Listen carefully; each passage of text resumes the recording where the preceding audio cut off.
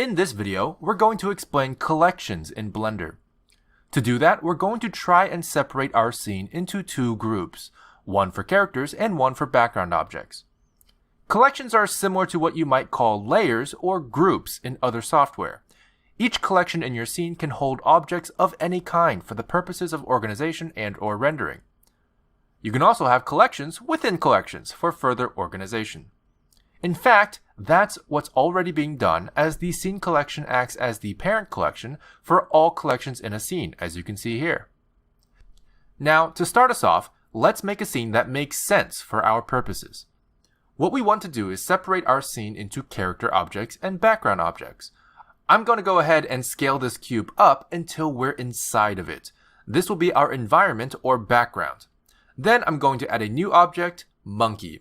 This monkey, also known as Suzanne, will act as our character. If you take a look at the outliner, you can see that our monkey has already been added to our existing collection. Whenever you add objects in the 3D viewport, keep in mind that they will be added to whatever collection you have selected at the time. In case you can't see any objects in your outliner, your collection may be collapsed down to a single line. This is done by clicking this arrow on the left of the collection name. Simply click this arrow again to expand it. For hotkey users, you can press the plus and minus keys on the number pad. So let's try and move our character into a character collection. Well, for that, there are a few ways to do it. But one of the quickest ways is to simply select the object and right-click for a context menu. Under this menu, you'll see the Move to Collection option. If you click that, you'll be presented with a few choices. If we choose Scene Collection, this will bring our monkey out of its current collection. This is not what we want, and the only existing collection we see in this list is the one the monkey is already in. What we want is the New Collection option. So let's go ahead and click that and name our new collection Character. Quick tip, to confirm the name after typing, simply hit Enter twice. Now, if you look at our outliner, you can see that our monkey is in our character collection. For hotkey users, you can press M, as in Move, to bring the same Move to Collection menu for whatever object or objects you have selected. Another way you can add an object to a new collection is to create an empty collection first. To do this, simply right-click any empty space in the outliner and click New. This will create a new collection within the Scene collection. If, instead of empty space, you right-click a collection name, it will create a new collection within the collection you right-clicked. For hotkey users, you can simply hover over the outliner and press C to create a new collection in the Scene collection.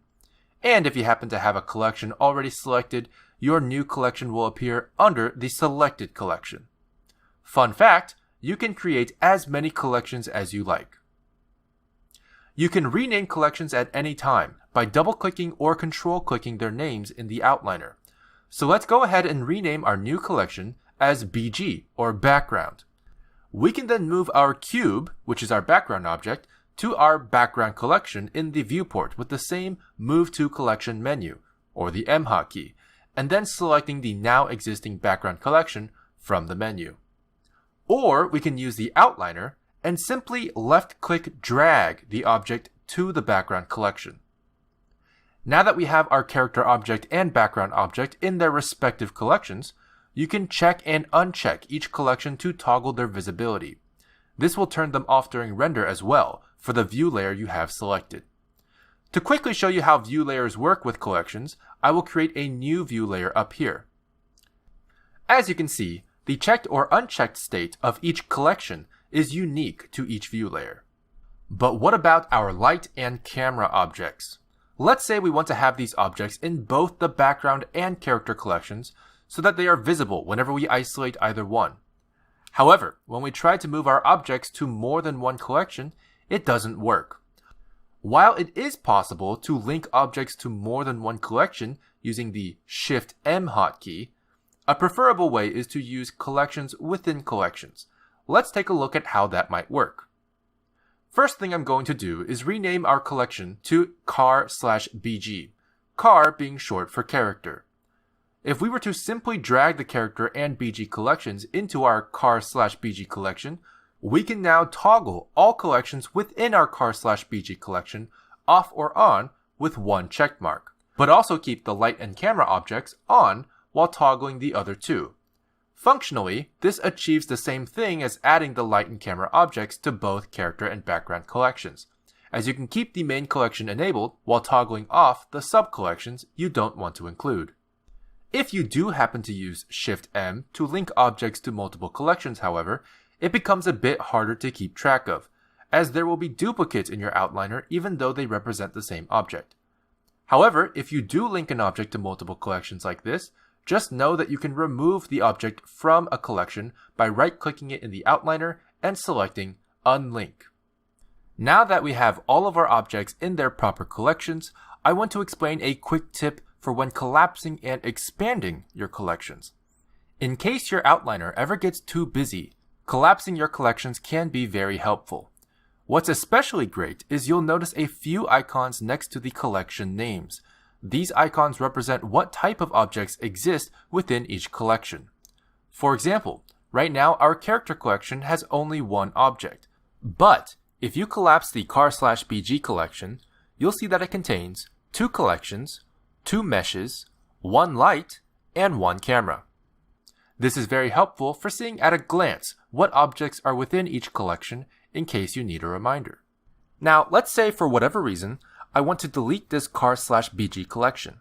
Deleting a collection does not delete the objects within the collection.